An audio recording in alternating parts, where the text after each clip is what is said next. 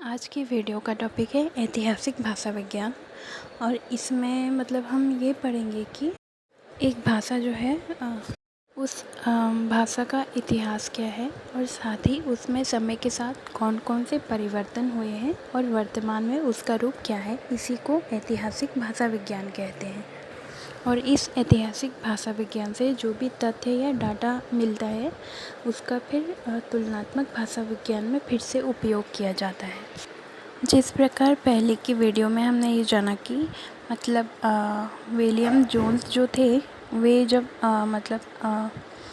संस्कृत का अध्ययन करते हैं तब वे पाते हैं कि ग्रीक, लैटिन और संस्कृत भाषा में बहुत समानता है और वे प्राचीन समय में किसी एक विशेष या मुख्य भाषा का ही रूप थी जिनमें समय के साथ परिवर्तन होता गया और वे एक दूसरे से इतनी दूर होती गई। जब विद्वानों को यह एहसास हुआ कि जो एक ही भाषा है उसमें प्राचीन समय में और आज के समय में वे जैसी हैं उनमें बहुत असमानता है, इस कारण यह एहसास होने के कारण ही ऐतिहासिक भाषा विज्ञान का प्रारंभ हुआ। और समय के साथ भाषा के स्वरूप में लगातार परिवर्तन होता है जिसकी तुलना नदी के प्रवाह के साथ की जाती है।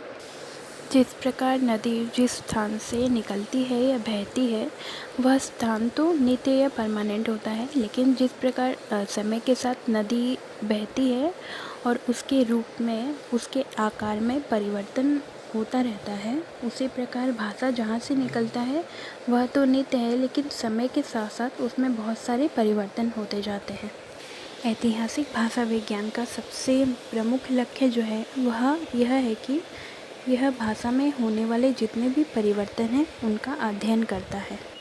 विद्वानों ने परिकल्पना की और आज की जितनी भी भाषाएं हैं वे मूल रूप से किस भाषा से उत्पन्न हुई हैं इसको जानने का बहुत प्रयास किया। और जिस प्रकार संस्कृत, लैटिन और ग्रीक भाषाएं को भगिनी भाषाएं कहा जाता है क्योंकि ये भाषाएं जो थी वह किसी एक मूल भाषा से ही बनी हैं और परिवर्तन के कारण एक दूसरे से अलग हो गई। ऐतिहासिक भाषा विज्ञान में जो विद्वान होते हैं वह किसी भी अपने मन से एक कल्पित भाषा का पुनर्निर्माण करते हैं, फिर उसका अध्ययन करते हैं और इसी अध्ययन की शाखा को पूर्वरूप निर्धारण कहा जाता है। और उदाहरण के लिए भाषा वैज्ञानिक जो हैं वे भारोपीय परिवार के विषय में किसी प्राग भारोपीय भाषा की कल्पना करते हैं और उसके स्वरूप का निर्माण करके उससे संस्कृत आदि भाषाओं के ऐतिहासिक क्रम का अनुमान लगाते हैं। शब्दावली सांख्यिकी एक प्रकार का साधन है जो भाषाओं के अलग होने के समय को ठीक ठीक से बताने का दावा करता है।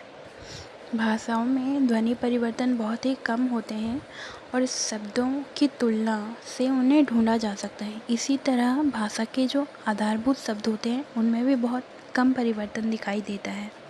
ऐतिहासिक भाषा वैज्ञानिकों ने यह पता लगाया है कि 1000 वर्ष में जो आधारभूत शब्दावली या जो मेन शब्दावली होती है उनमें केवल 4.5% शब्द जो होते हैं बस इतने ही शब्द बदल जाते हैं।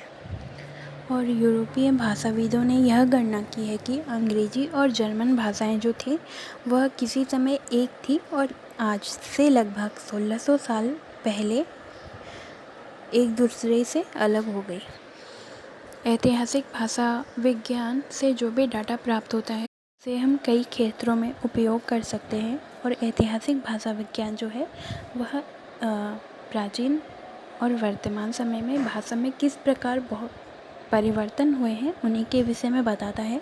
और यह अध्ययन करने के बाद उसमें से जो डाटा निकलता है उसको हम शब्दकोश या डिक्शनरी में भी रखकर उस भाषा के विषय में और भी अधिक ज्ञान दे सकते हैं। और जो नेक्स्ट टॉपिक है वो है तुलनात्मक भाषा विज्ञान। और एग्ज़ाम में जो है वो हिंदी, उर्दू और हिंदुस्तानी ये सब टॉपिक पर भी शॉर्ट क्वेश्चन आता है। और साथ ही राष्ट्रभाषा, राजभाषा और अष्टम अनुसूची और रूप, शब्द और पद जो है ये लॉन्ग क्वेश्चन आता है। और शब्दकोश जो टॉपिक है उसमें से भी शॉर्ट क्वेश्चन आता है।